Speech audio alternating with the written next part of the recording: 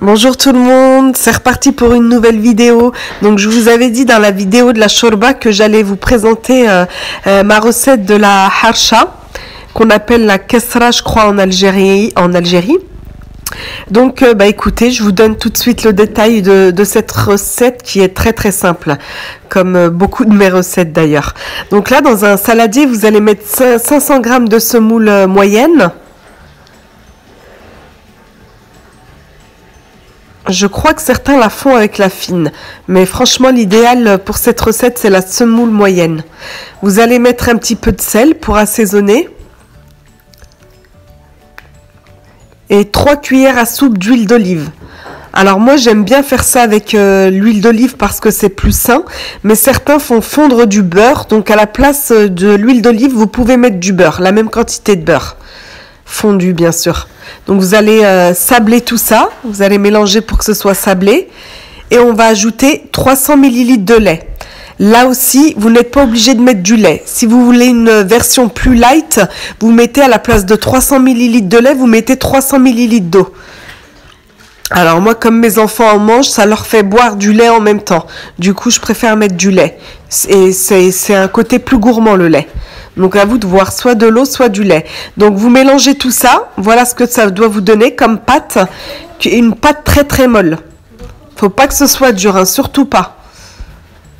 Sinon ça va être du béton votre galette si la pâte est trop dure. Donc vous allez mettre une poêle à chauffer sur le feu. Sans matière grasse, hein. Je précise, aucune matière grasse à mettre. Et vous allez verser votre pâte dedans pendant qu'elle chauffe. Et vous allez tout simplement l'aplatir jusqu'à former un joli cercle, en fait, une jolie galette. Comme je suis en train de faire sur la vidéo. Vous partez du centre pour aller vers l'extérieur, pour que ce soit de la même épaisseur sur toute la surface. Vous appuyez bien comme je fais sur les rebords pour que ce soit un peu plus joli et uniforme. Et vous allez laisser cuire sur la première face pendant on va dire 6 minutes. Et ensuite, à l'aide d'une assiette, vous allez retourner et mettre la galette sur l'autre face à cuire dans la poêle à nouveau. Vous allez faire ça plusieurs fois, jusqu'à ce qu'elle soit dorée sur les deux côtés, sur les deux faces. Je la tourne de temps en temps, comme vous voyez là, pour qu'elle cuise un peu de manière uniforme. Vous voyez, je la retourne à nouveau. On voit qu'elle est cuite là de ce côté-là. Quand vous voyez ces petites taches marron partout, c'est qu'elle est cuite, hein. Donc de ce côté, elle est cuite. Je termine la cuisson sur l'autre face.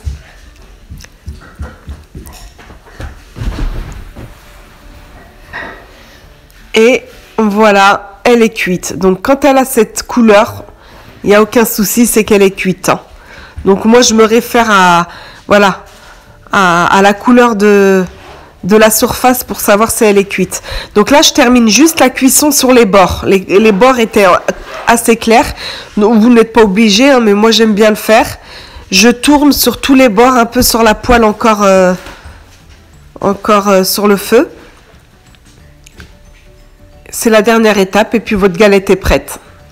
Voilà, je la mets dans une assiette. En fait, c'est hyper croustillant à l'extérieur et un peu moelleux à l'intérieur. Donc ça se mange autant sucré qu'en salé. Donc vous pouvez tartiner de vache qui rit, ça peut servir comme d'accompagnement, c'est-à-dire comme du pain pour un plat, ou en version petit déjeuner ou goûter avec de la confiture dessus, du miel, du Nutella.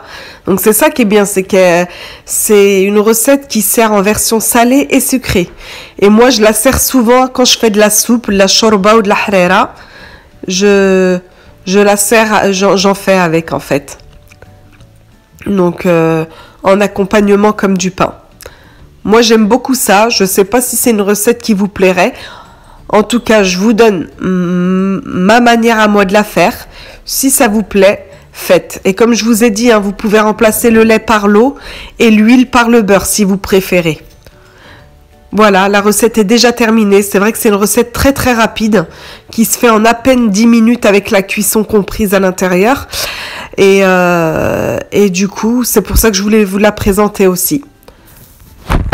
Je vous laisse sur ces dernières images et puis je vous dis à très bientôt pour une nouvelle vidéo.